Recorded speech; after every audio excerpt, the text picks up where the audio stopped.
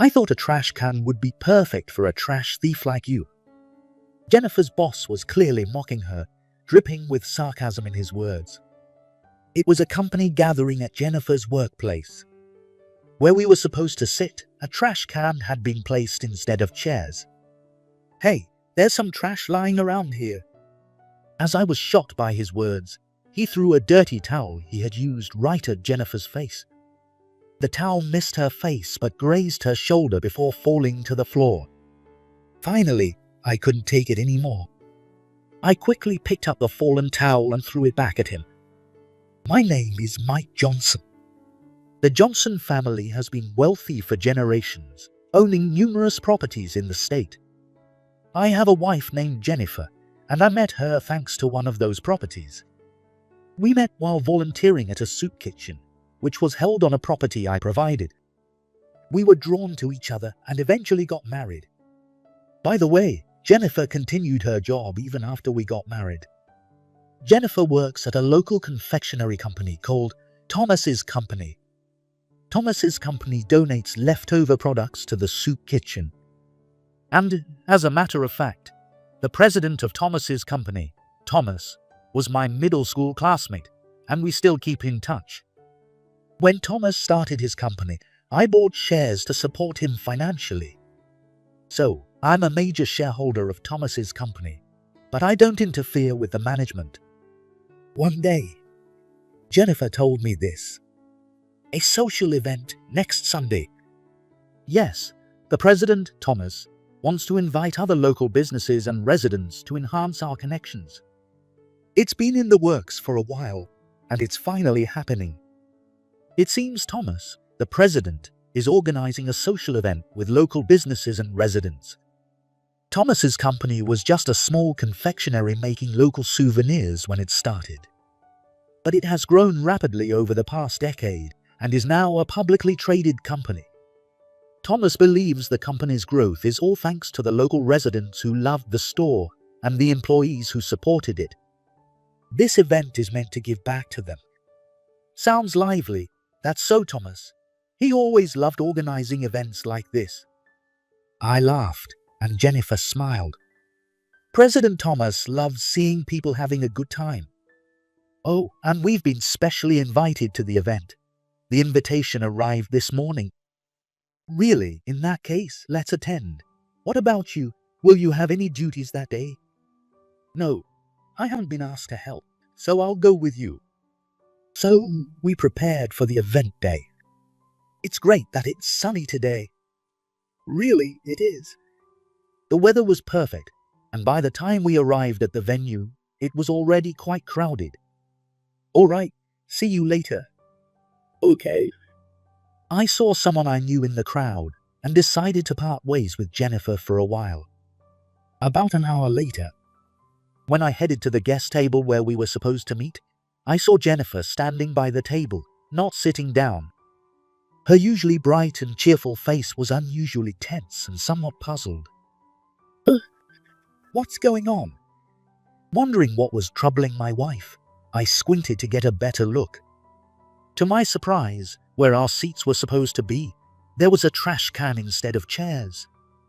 In front of Jennifer, who was left standing, was a man in a suit with a nasty smirk, saying something to her. Sensing the tension, I hurried over to them. Soon, I heard the man say, "I thought a trash can would be perfect for a trash thief like you." The man was clearly mocking Jennifer, dripping with sarcasm. I was stunned by his rudeness, but Jennifer calmly replied, "For your information, I am not a thief. President Thomas has approved donating discarded products to the soup kitchen." I started to understand the situation. Realizing it was about the sweets Thomas's company donates to the soup kitchen, I was angry at him for calling Jennifer a thief and was about to step in when I noticed a woman also watching the exchange with concern. She had a Thomas's Company employee badge around her neck. I decided to ask her who the man insulting Jennifer was. "Excuse me, who is that man sitting over there?" "Oh, I'm a friend of Jennifer's. It looks like there's some trouble, and I'm worried." When I mentioned I was a friend of Jennifer's, The woman's wariness seemed to ease, and she responded with a complicated expression. That man is Chris, our company's finance manager. He's President Thomas's nephew, and well, he's a bit of a problem. Apparently, Chris, Thomas's nephew, uses his position to constantly harass his subordinates, especially young female employees. Jennifer had called out his behavior.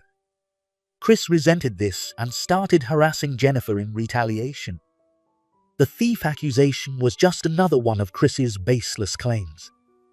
The woman reluctantly explained the situation to me. I'm sorry, we employees should stand up to Manager Chris. But I feel bad for Jennifer. Chris often flaunts his connection as the president's nephew, so no one but Jennifer dares to stand up to him. At that moment, I heard Chris's loud laugh as he continued to insult Jennifer. Hey, there's some trash lying around here.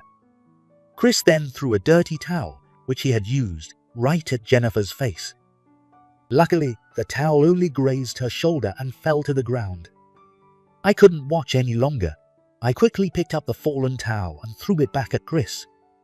Honey, weren't you taught in kindergarten that trash goes in the trash can? I glared at Chris, shielding Jennifer, who was startled by my sudden appearance. The towel I threw grazed Chris's cheek. His face turned bright red, and he kicked back his chair as he stood up, storming toward me. Hey, old man, what the hell are you doing? But I stood firm, still protecting Jennifer behind me, and retorted. I could ask you the same thing, throwing trash at someone. If you're so interested in trash, why don't you switch careers to a waste management facility? Chris, not expecting a comeback, widened his eyes in surprise. But soon, he scowled in anger and yelled, Old man, do you know who I am? Chris stomped his feet like a child, and I watched him with a mix of disdain and indifference.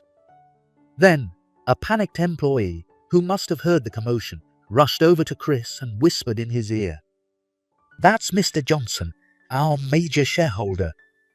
What? Major shareholder, Mr. Johnson? The major shareholder? What?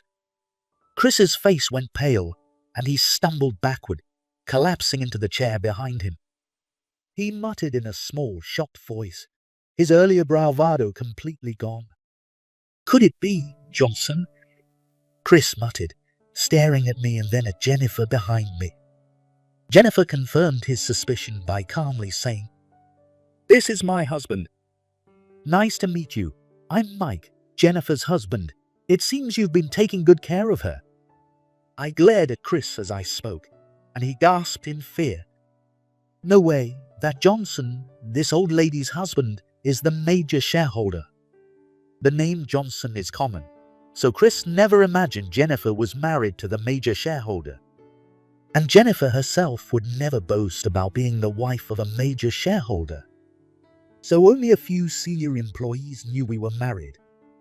But regardless of which Johnson she was, there was no excuse for his horrible insults. Staring straight at the still pale Chris, I said, By the way, I have a friend who runs a waste management facility. Coincidentally, I just met him at this event. He mentioned they're short-staffed. Shall I introduce you? What? Chris's eyes widened at my pointed sarcasm.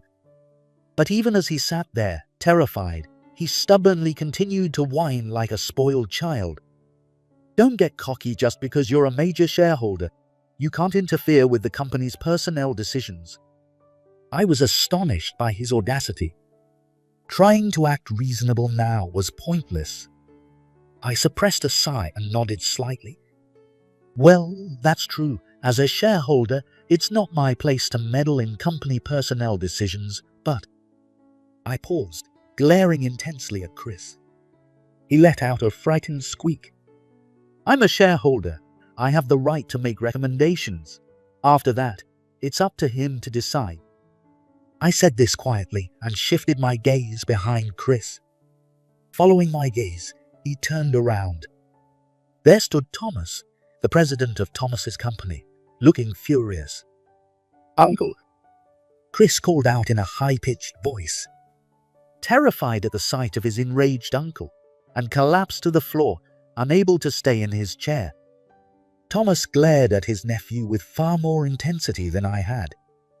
You harassed Jennifer, of all people. What on earth were you thinking? But I didn't know this old lady, Mrs. Johnson, was a major shareholder. Seeing him tear up while making excuses, I thought his nerve was impressive, but wished he'd use it for better purposes. However, his excuses didn't work on his uncle. Thomas grabbed his nephew by the collar and yelled at him from close range. "Jennifer is a savior of our company." Then Thomas began to recount Jennifer's story. This was before Jennifer and I met. Thomas had quit his job and used all his savings to start Thomas's company, driven by a desire to boost local industries. But back then, his marketing efforts weren't successful. Although the sweets tasted great, no customers came. Thomas's company soon faced financial difficulties. Many products had to be discarded, and he was in trouble. Jennifer, who was then working as a clerk, suggested that they donate the unsold sweets to a local soup kitchen. Thomas thought it was a brilliant idea. It cost money to dispose of the sweets, and if his company's products could contribute to society, it was a win-win situation. At that time, Thomas didn't know I was involved with that volunteer group. So, when I introduced Jennifer as my fiancée, Thomas was quite surprised. We were all grateful for the strange connection that brought us together. Anyway, Thomas's company started donating unsold sweets thanks to Jennifer's suggestion. And one day, a local media outlet featured their activities on their channel. They highlighted it as a model case of corporate social responsibility and deepening ties with the community. It was a short 5-minute segment, but it was well put together, and Thomas's good nature came through the screen. An influencer from the area happened to see the program and was deeply impressed. He shared Thomas's company's activities and products on his account in a way that resonated with younger audiences. In no time, this spread like wildfire across social media. Eventually, Thomas's company's activities were featured on a national information program. As a result, Thomas's company's popularity soared, and orders for their sweets flooded in from all over the country. The sweets were already delicious. Customers who ordered out of curiosity were surprised by the taste. And word of Thomas's company spread even more through word of mouth. A year later, Thomas's company won first place in the East region in a Best Sweets for Souvenirs ranking organized by a famous travel guidebook. Do you understand? We can host this event today all because of Jennifer's suggestion back then, Thomas said, savoring the memory, while Jennifer smiled wryly beside me. Actually, this story is Thomas's favorite when he's drunk. At our wedding, he shared this story during his best man speech, crying so much that calming him down was really tough. Even though Jennifer repeatedly told him, "Please stop, it's embarrassing," Thomas never listened, so she eventually gave up. After finishing the story for his nephew, Thomas let out a big sigh as if he were expelling all the air from his lungs. "Your mother begged me to hire you. She even got down on her knees. She was desperate because you kept getting fired from every job, so I reluctantly agreed to take you in."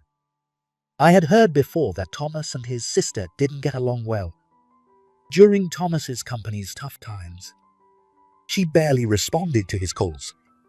But as soon as the company started doing well, she frequently visited him, pretending to be a caring relative. Despite being treated poorly, Thomas couldn't completely reject his sister, so she took advantage of his kindness and pushed her troublesome son onto him. "Uncle, please stop, not here," Chris yelled, his face turning red with shame and frustration as he was scolded in front of many employees. But Thomas didn't care about his nephew's feelings and shouted at him. "Shut up. Even someone as thoughtless as you can apologize to Jennifer and Johnson, right?" Chris's eyes darted around, but he finally gave in and hung his head. Then, in a tiny voice, he apologized to us. "I'm sorry." "I apologize as well. It was truly unacceptable for my nephew to behave so rudely. Seeing Thomas apologize with his nephew, Jennifer and I hurried to stop him. It's okay. Yes, Chris's work attitude is a problem, but I didn't intend for him to be forced to apologize like this. Exactly, Thomas. Please raise your head. As long as Jennifer and I aren't treated unfairly, that's enough. Both of you. Thomas finally lifted his head at our urging, smiled warmly, and said, "Thank you."